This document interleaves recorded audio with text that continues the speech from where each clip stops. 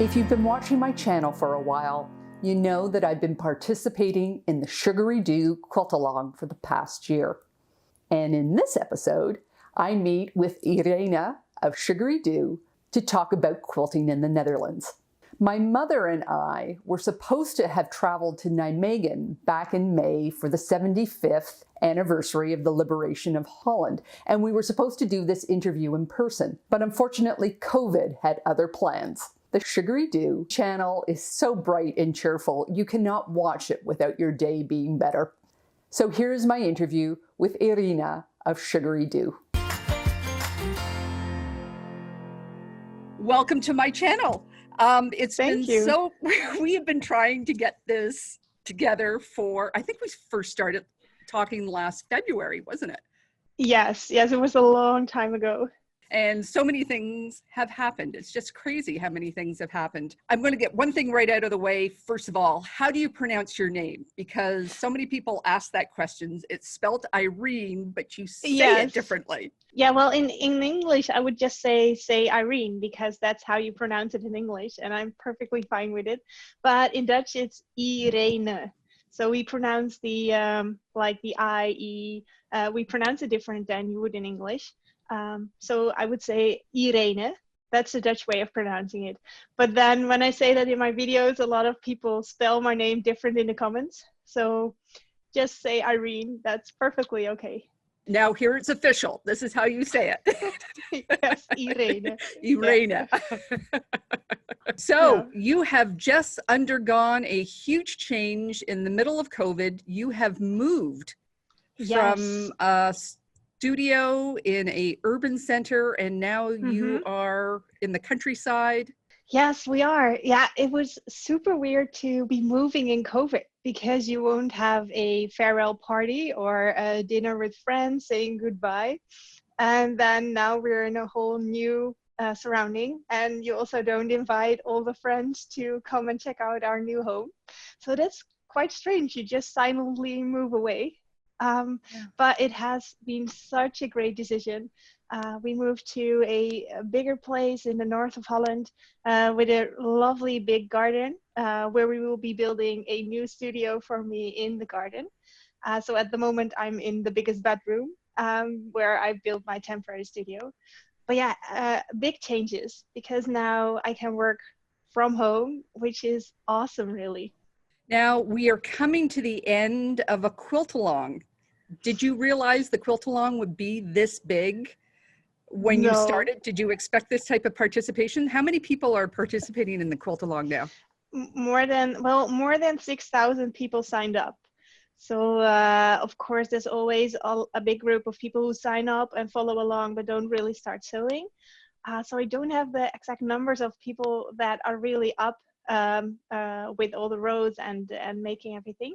But in the beginning, more than 6,000 people signed up, and I had no idea what to expect. I designed the quilt, and I had some contact with Bernina to do the quilt along, and they were going to promote it. So we are hosting it on the Bernina website and on my YouTube channel.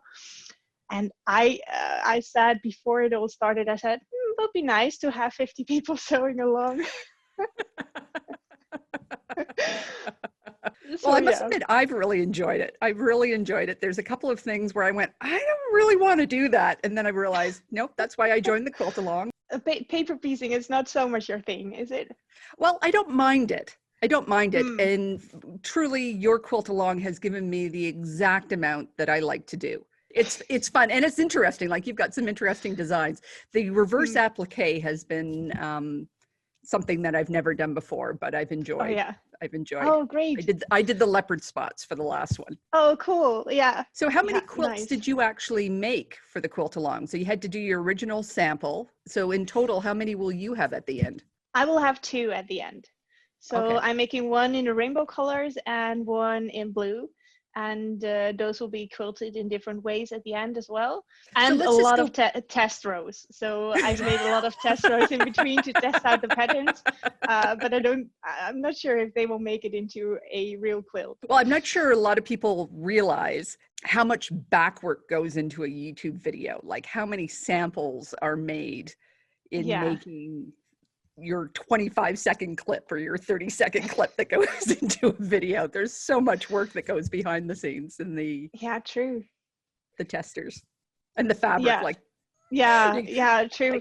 There is so much going on behind the scenes for a YouTube video. So when I'm doing one row for the Bernina quilt along, it starts, of course, with a sketch, and then you have to draw it out into a pattern. You have to calculate it, see that it gets the right size, then measuring that you need the right amount of fabric, because when you start a video, I'm explaining what kind of materials you need. So then you already have to have the row made to know exactly how much you will need.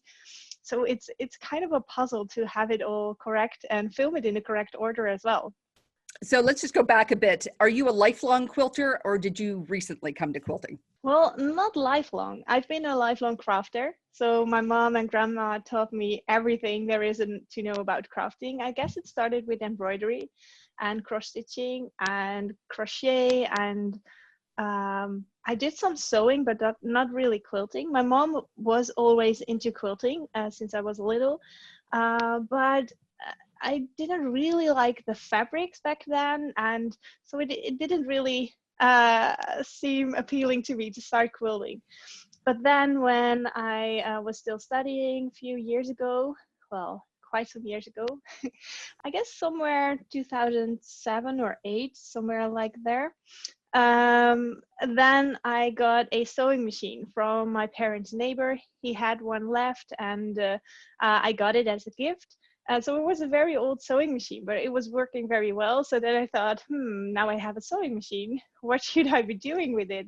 So I went to a fabric market, and there I saw some very bright colored fabrics, which I really liked. And so I bought some of those. And I started looking online for fabrics. And then I found out that in the US, well, outside of the Netherlands, there was a lot of modern quilting fabrics available. So that really started my interest in quilting because of the beautiful materials that were available. So I'm not a lifelong quilter. Yeah. Not a lifelong quilter, but you dive deep and you dive quickly, didn't you? Yeah, I did. I started with a few baby quilts as my starting projects. I have one over here. So this is one of, I ordered some Ankel fabrics from Robert Kaufman, and I made something like this. I guess this was my 3rd or 4th baby quilt, but I made a few of these sized quilts. And then I kind of got the hang of it. So after a few of these, I already started designing patterns, because my mom has been a quilter for so long. I noticed that she was always giving away her quilts. So everything she made, she gave it away to people. And I thought, how nice would it be if I make something for her? So I started drawing foundation paper piecing patterns of things we both liked. And that turned into my first designed quilt. And I made that for her. So that was actually one of my first quilts that I made, was a super large custom designed foundation paper piecing quilt. Did she like it? Yeah, it was such a big surprise. So it was such a great one to such a great gift to give it to her. So your first quilts, were they done with patterns, or did you make it up as you went along? I've always loved drawing on graph paper. So always while I was in math class, or I started drawing straight line patterns. I've always liked that. So also for my mom, I've did some calculations if she had a quilt block and she wanted it to be bigger, that I drew it for her. With a quilt like this, it's quite a standard pattern, but then I would just see it somewhere and start drawing it myself, and then making up the measures as I was drawing. Yeah. So was it tricky to move into paper piecing? Like, were you attracted to paper piecing right from the very beginning? Yeah, I loved it because it's straight line drawing. So basically everything you can draw with straight lines, you can turn into a foundation paper piecing pattern. So I really like that, instead of just sewing together triangles or rectangles. that you could actually make like figurative blocks. So yeah, I really like that. So you came out with a paper pattern book fairly quickly, didn't you? Yeah, I guess so, because that quilt that I made for my mom, when I finished it, people already started asking, well, where did you get that pattern? Can I buy it somewhere? And then I said, well, that's my own design. So I thought maybe I should do something with that. And then I started turning those blocks into paper piecing patterns, which led up to my first paper piecing book.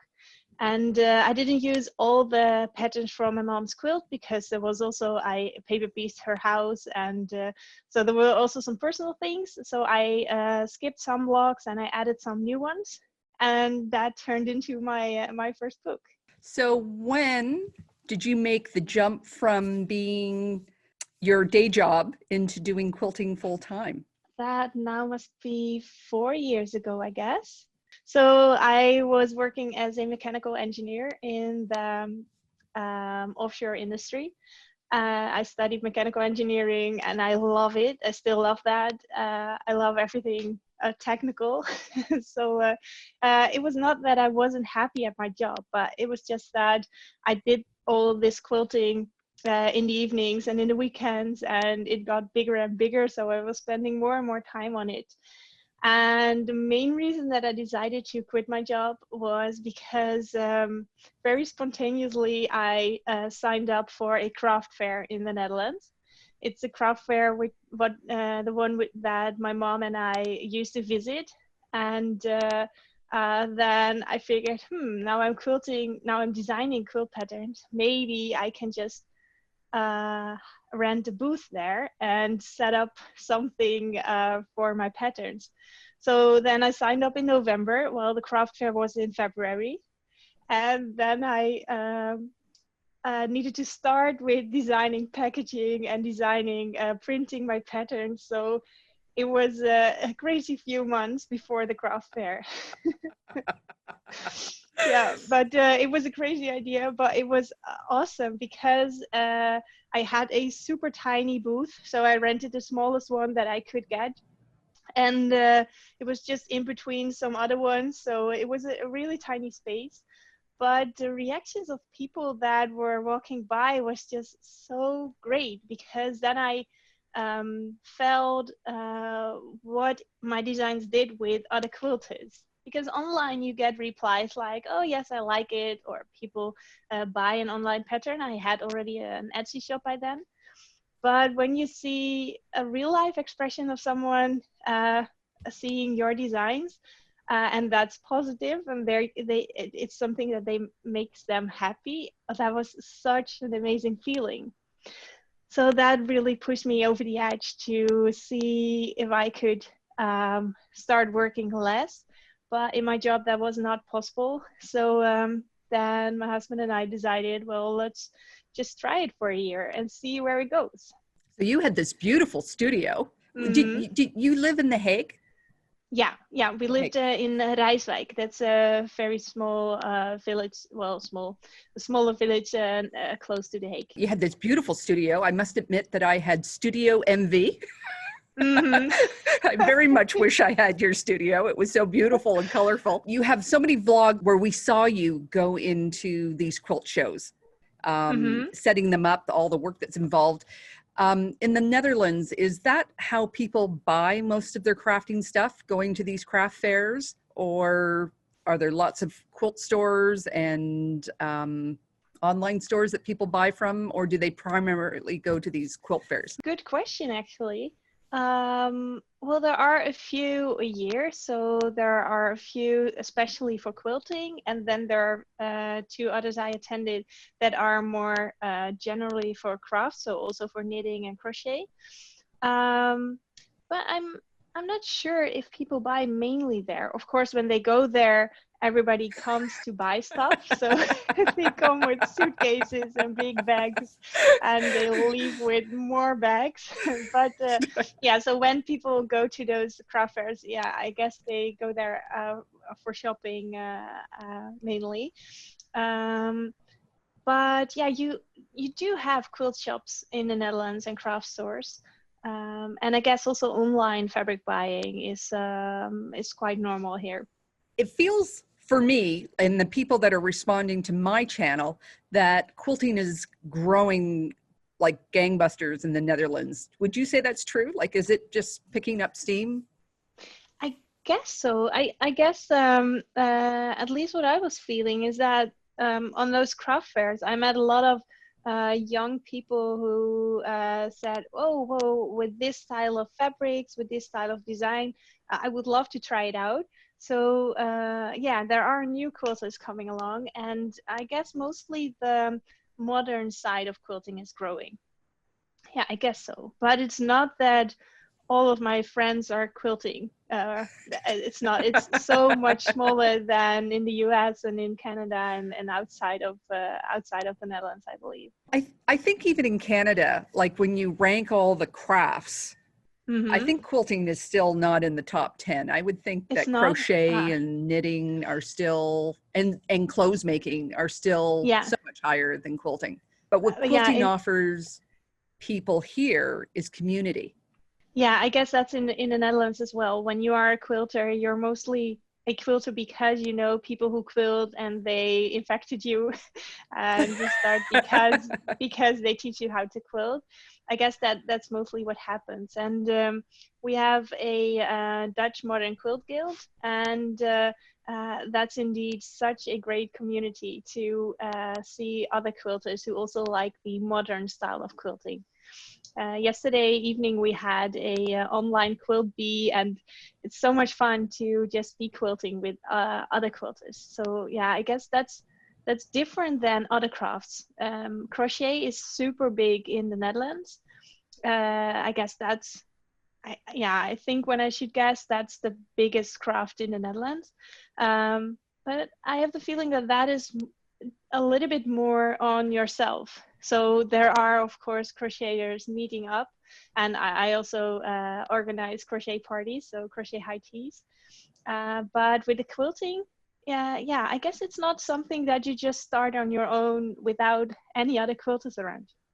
The Netherlands, as you said a couple of times, isn't very large. So does that mean that No. everybody belongs to the same guild, or are there lots of small guilds as well?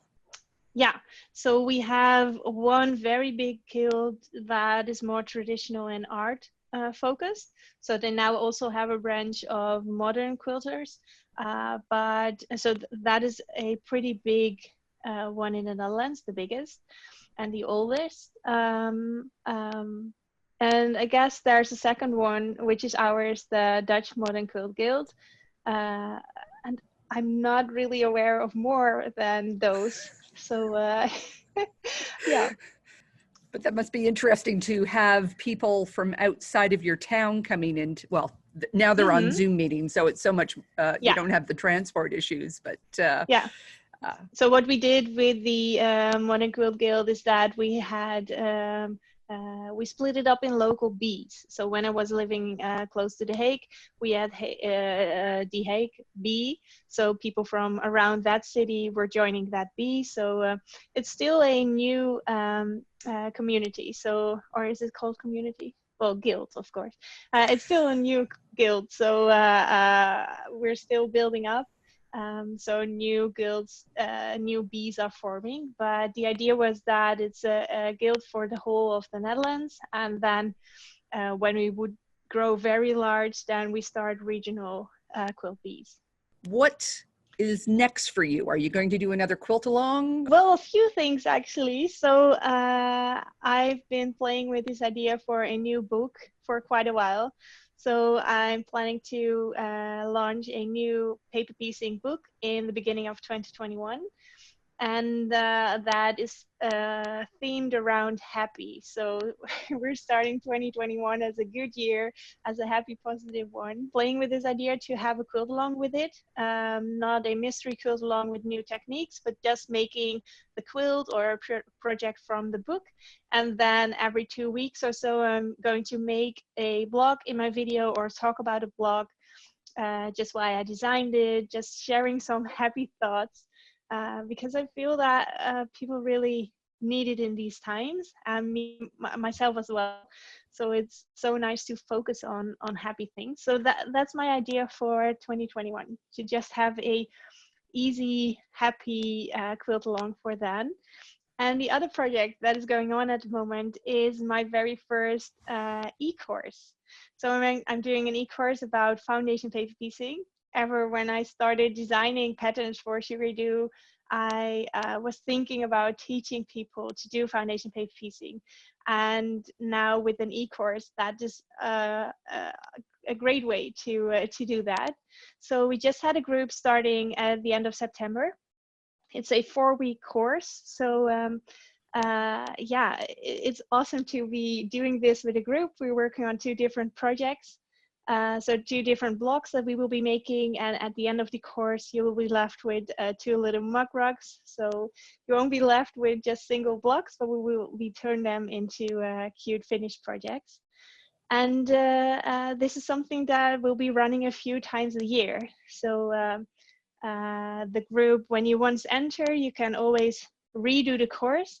So it's also a nice social gathering. So when you sew along, you will end up with a cute little project. And when we run the course another time, there will be new patterns in there. So if somebody wants to put it on their list of things to do for 2021, then they can go to your website? Yes, go to sugaridoo.com/FPP, foundation paper piecing, and you can sign up. When you look at the site and the doors are open, then you can sign up right away. And if the doors are closed, then you can sign up for the mailing list. So you will be the first to know that the doors will be open again. Sounds like a good Christmas gift. Oh, yes. Yes, definitely. So I noticed on the Bernina blog, or actually maybe in your blog as well, that not only do you do all your quilt along instructions in English, but you do them in Dutch and German. Do you speak 3 languages? Do you read and write 3 languages? Mostly 2. So English and Dutch are fine for me. I can read and write and talk in that.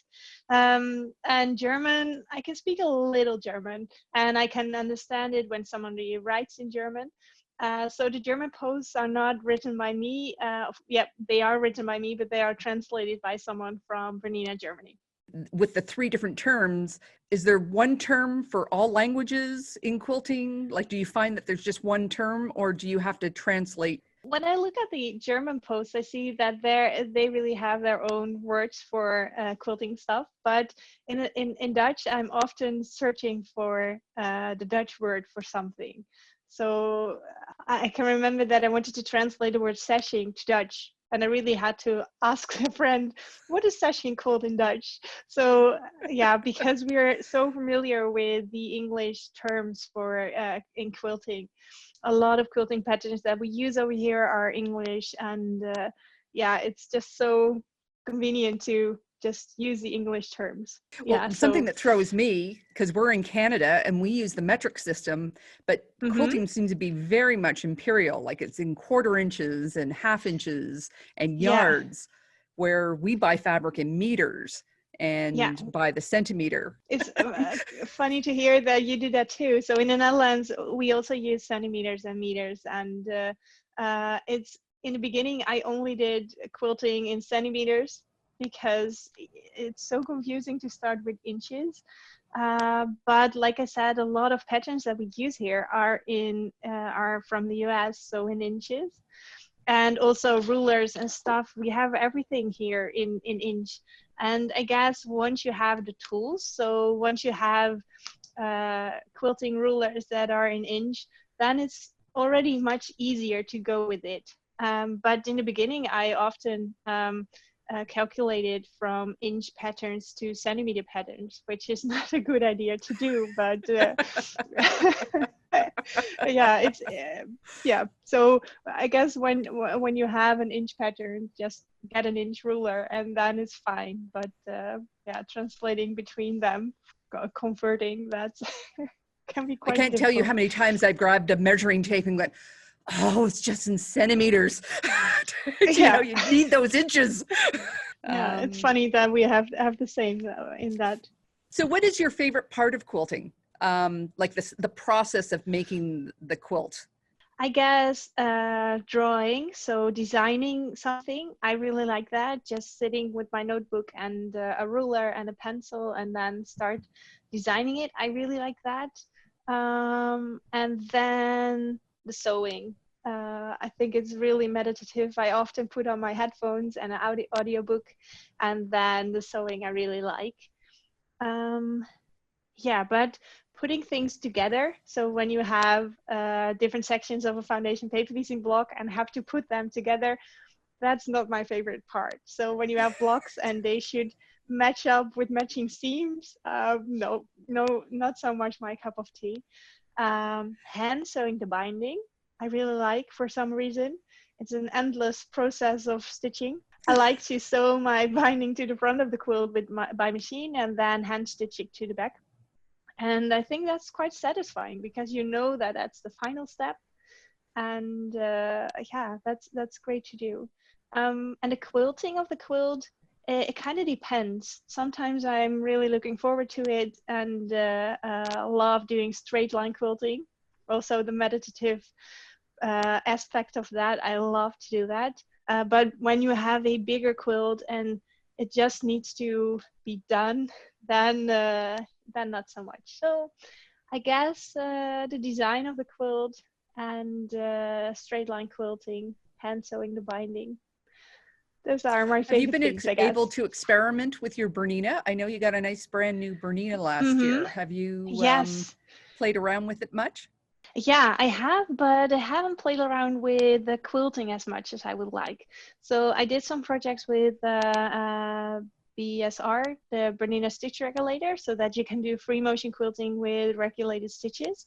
I want to play with that a little bit more, but I've played with the normal settings and different types of foots a lot. And it's awesome. I'm so happy with the super big walking foot that you can add to it. So the normal foot already has a tiny walking thingy at the back. I don't know what the word for it is. Oh, what is that? Differential feed, I think is what it's called, or something. Yeah, something like that. It goes at the back of your feet in between, and it's great. But when you do straight line quilting, you get that big foot that really grips your fabric really well. So I love that. So yeah, there's so much to learn still about this machine. So I am really looking forward to doing some bigger quilts, finishing the quilt along quilts, and doing some ruler work with it. Well, thank you so much for being with me today. I know it's I think you're 5 hours ahead. So thank you for taking the time. I appreciate it. And as always, you're in a beautiful studio. Yes, surrounded by the rainbow. I'm really looking forward to finalizing my Sugaridoo Quilt-along quilt and showing it to the world. I thank you so much for doing that quilt-along. I hope you do it again. Thanks. It's just been lovely to be a part of. And thank you for being with me today. Thank you so much, Karen. I had a great time chatting with you. And I'm very curious how you're going to finish and quilt your quilt-along quilt.